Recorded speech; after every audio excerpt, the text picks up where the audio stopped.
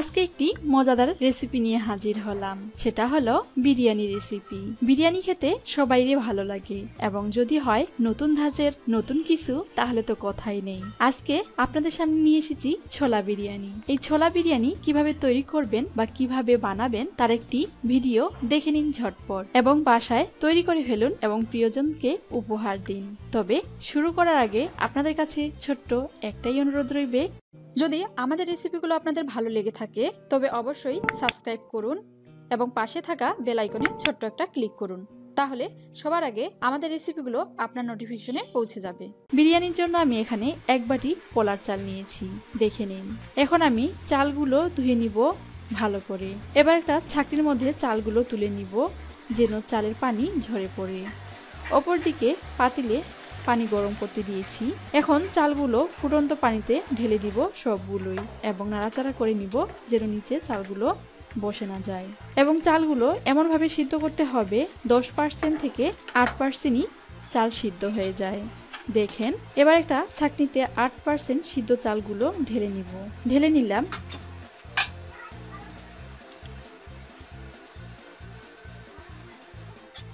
এবার একটা বাটিতে নরমাল পানি দিব ও সিদ্ধ চালগুলো ধুয়ে নিব নরমাল পানিতে ও হাতা দিয়ে নেড়েচেড়ে নিব সিদ্ধ চালগুলো।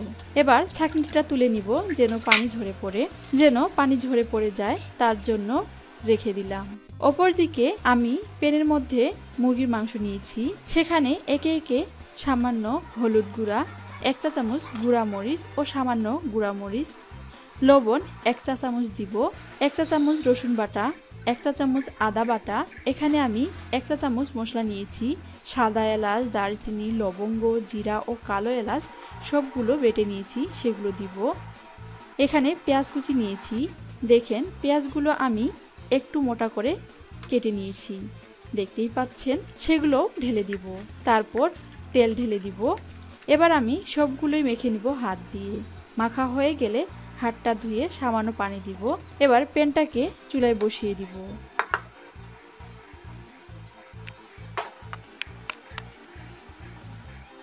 তারপর ঢাকনা দিয়ে চুলা ধরিয়ে নিব ও সবগুলো সিদ্ধ করব। 5-6 মিনিট পর ঢাকনা তুলে নিব ও নাড়াচাড়া করে যাব।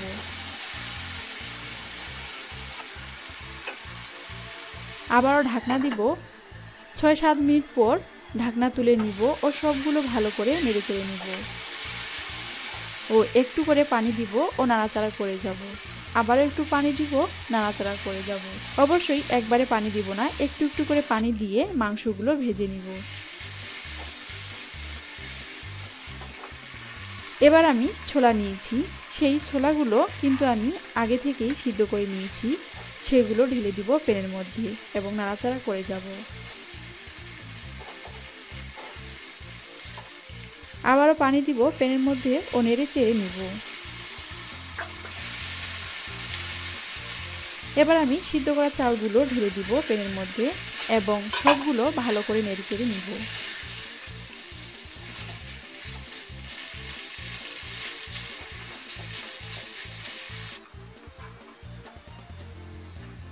যখন সব পানি শুকিয়ে যাবে এবং তেল বের হয়ে আসবে, তখন বুঝে নিতে হবে যে বিরিয়ানিটা হয়ে গেছে, তখন নামিয়ে নিতে হবে। হয়ে গেল ছোলা বিরিয়ানি এবং ডেকোরেশন করে নিয়েছি, কত সুন্দর লাগতেছে দেখতেই পাচ্ছেন।